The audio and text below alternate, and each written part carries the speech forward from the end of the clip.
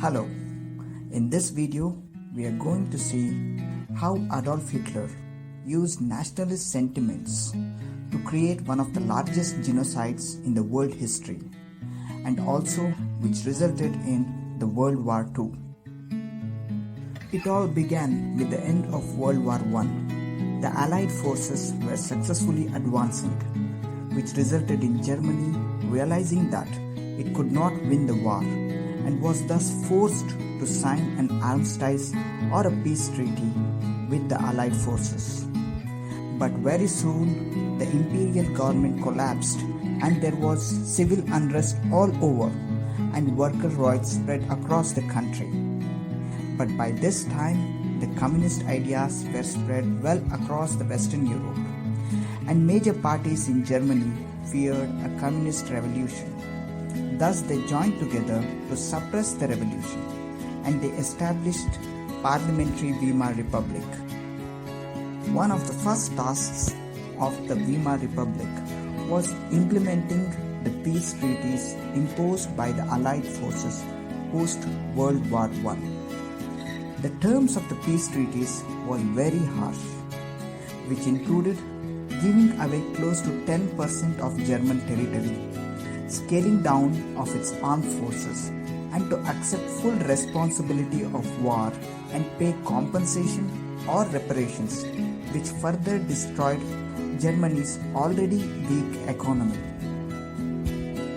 This was seen as humiliating by many nationalists who felt that the war could have been won, if not for some betraying politicians and protesters. This became chief ideological driver for Hitler, who pinned the blame of defeat on Jews, which was amplified and echoed in a society where anti-Semitism was very popular. But lakhs of Jews by this time were well integrated into the German society, but many Germans still considered them as outsiders. This was also contrasted by Jewish community who were economically successful post-World War I, and they were blamed to have subverted the war and profited excessively at the cost of German nation, causing many in Germany to hate them, and many conspiracy theories also came out which was widely circulated.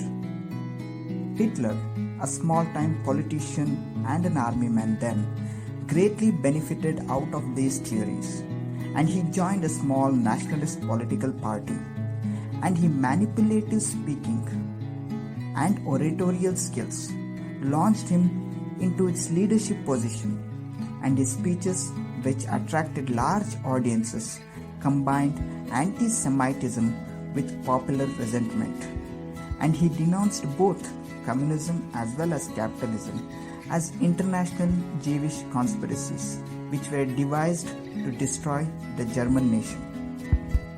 Very soon, the Nazi Party, which propelled Hitler into the dictatorial position, was not initially very popular, and it had earlier been banned for attempting a coup, and Hitler too was jailed. But immediately after his release, he began building and strengthening his party and movement. Another important event is the Great Depression in 1929, which led German economy to collapse overnight. The value of German currency crashed and millions of Germans were without jobs. Hitler used this opportunity by providing people with Jewish scapegoats and betrayed by politicians to redirect their anger. The mainstream parties were unable to counter this narrative, while left-wing parties were too fragmented to put up an opposition. This made common people to shift their political loyalty to the Nazi Party, and thus from securing just around 3% of the votes, the Nazi Party went on to secure 18% of votes within under 2 years. In 1932, Hitler ran for the president's post, but he lost to General von Hindenburg. But with 36% of votes he secured, Hitler demonstrated his massive political strength. The very next year, the elite sections of German society convinced von Hindenburg to appoint Hitler as a chancellor for their own narrow interests. Though the position of chancellor was only an administrative head of the parliament, but Hitler steadily increased the power of the position, and his supporters formed paramilitary groups and fought with the communist cadre and protesters in the streets of Germany. And Hitler constantly raised the argument and fear of a communist uprising, and only he can be the restorer of law and social order in the German society was one of the popular ideas that he was successful in cementing among the German population. In 1933, a very important event or a mishap happened.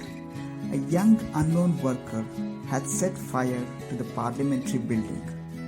Hitler used this opportunity to convince the government to grant him emergency powers, which resulted in curbing of freedom of press, and other opposition parties were disbanded and anti-Jewish laws were passed.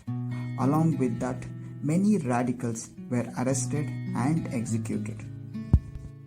Surprisingly, many of Hitler's earliest measures did not require any repressive measures. His manipulative speech was sufficient for people to support him and his Nazi party.